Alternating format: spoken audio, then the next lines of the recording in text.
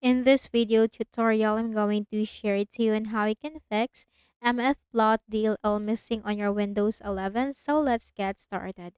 First is we have to check the system type of our Windows. So go to the Windows search bar and type system information. Click on it under the best match. Take note of your system type and then simply open a browser, any browser that you have on your Windows. Search for the missing DLL and just put download. Hit enter, click on the first option, scroll down and click the download button corresponding to the system type or the architecture of your Windows and wait for this to be downloaded.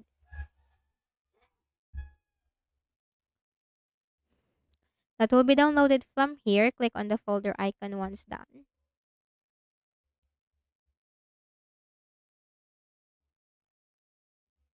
Then right click on the folder, select extract all, click on extract.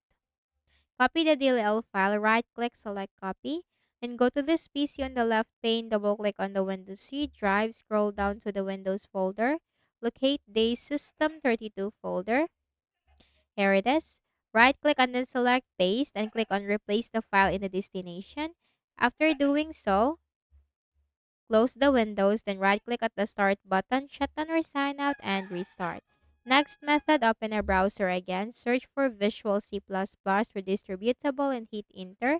Click on the first option. Scroll down and click the download link corresponding to the system type of your Windows and simply install the latest Visual C++ to your Windows 11. Okay, so that's it. And I hope this video helped you. Kindly please do not forget to hit the like button and subscribe to this YouTube channel. Thank you for watching the video.